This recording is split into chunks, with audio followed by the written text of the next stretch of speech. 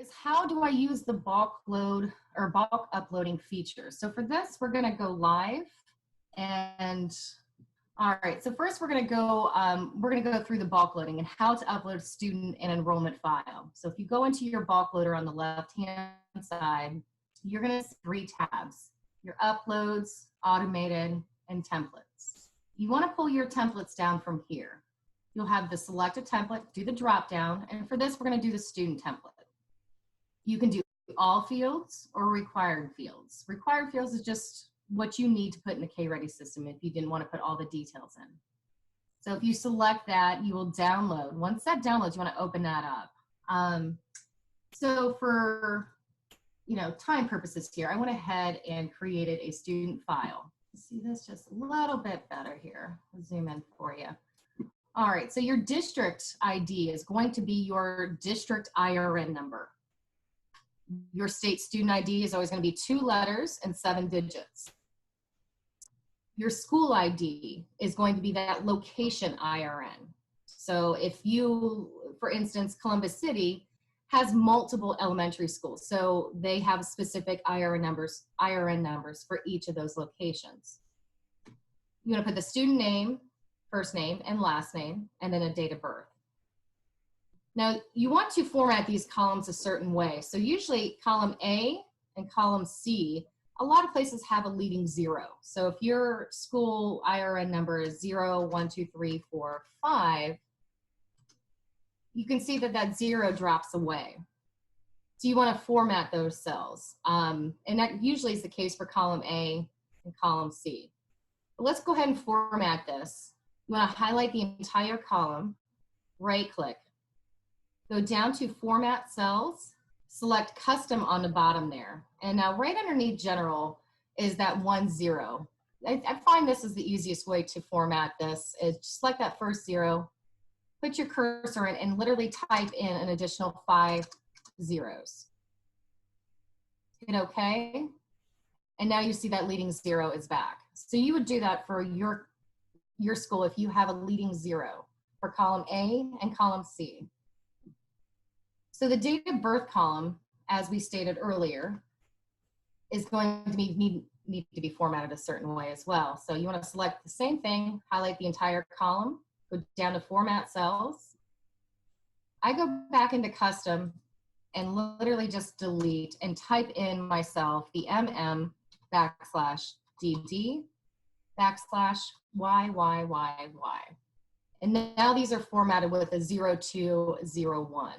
You want to then save this once you have everything formatted. You want to make sure you save it as that CSV file. So at this point, what I always recommend, don't close the file. Just minimize it. Go back to your bulk loader and select Upload File. This way, once you close the CSV file and you try to open it back, or when you open it back up, it's going to lose all its formatting. So just minimize it this way. Make sure that your student file uploads and you don't have to reformat. Select your file. And this is the student file. And attach it. Now you see we're still in template, so you can't really see, but if you go back to your uploads, you're going to see the student file is now in queued session and status.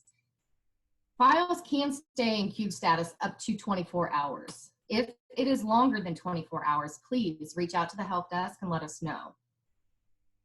So we're going to go right on and select the enrollment template. Go to your enrollments tab. Again, we're going to do just the required fields. Once that downloads, you want to open that.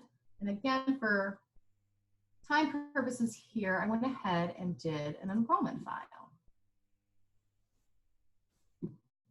All right, so you have an addition, or you have A through J in your columns here. So this is a combination of your student file and your teacher file.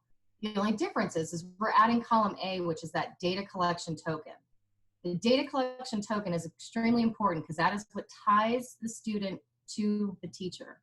So when a teacher logs in her roster, or in their rosters, they will see the student on there. So if you are unsure where to find that, actually, I want to show you real quick. You go back into the KReady system here and select data collections. you have the name of the assessment, and the enrollment token is right here. So that's where you want to find any enrollment tokens. So when you do your enrollment file, you'll have that on there. So we put two different ones. We put the ELA and the KRA. You can do just all KRA, you can do all ELA. You can mix them up. That's up to you. It does not hurt to have preschool and kindergarten on the same upload. We've actually added all of their student information from that student file and the teacher information. We're still going to need to format. So you would need to format column B with leading zeros. Hit OK. You would do that column B and column D. Column G, we're again going to do the certain format for the date of birth. Go down to custom. Just delete that 0 and type in MM/DD/YYYY. Hit OK. Do the same thing. You want to save it. Make sure it's a CSV. Now we're going to upload that file. You can see that my earlier student file has come back. I have 4 new additions and came back complete. Upload the file.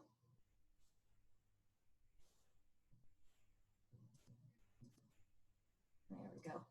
Select enrollments.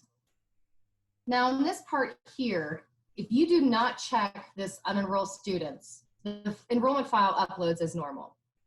If you do happen to check this, and it would be, let's say, by student, it basically removes all enrollments for the listed students and only adds back the enrollment, what you have in that enrollment file.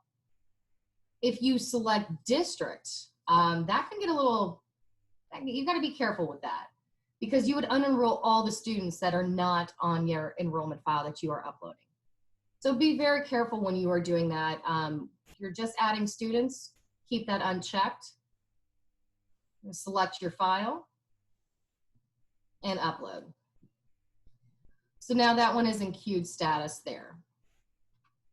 If you just refresh your screen, either up here at the top or F5, it kind of refreshes, and it's still in queue status, so that's okay.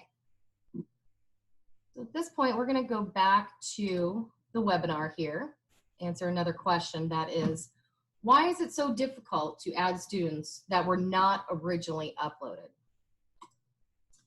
So users can easily be added, or students, to the KReady system during that assessment window through 2 ways: the bulk loader, which I just showed, and the other way is manually. And actually, I want to go ahead and show you how to do that manually. If you were to add a student, just one student that comes in a little later and you didn't want to maybe do a bulk load, you can do them manually. On the left-hand side, if you go up to your organizations tab, select view districts, select view locations next to your location there, and then select view students. This gives you a list of all of the students that have been added to that location, and you want to add a new one. So let's go ahead and select add student. You're going to put in their state student ID if it has already been entered. Where's that? 1, 2, 3, 4, 5, 7. There we go. If it's already been entered, all of this information will populate, and then you would have a button down at the bottom that says transfer request. Being the student is brand new, I will type in all of their information. And I have been on a Smurfs kick, so we have been adding Smurfs. Put in your demographics, put in their date of birth. And actually, let's just type it in, it's a little easier. -062016. Hit done. Any of these demographics, and then hit save and open. This is then going to open the student up into 4 different tabs. So you've added the student, you still need to add a teacher, and you still need to add that data collection. So always remember, you got 2 more steps. Go to your enrollments tab, and you can see that there's no teacher assigned. So you want to go ahead and click the blue button, find your teacher, and click assign. hit finished, and you can see right up here that teacher is getting assigned in 6 seconds.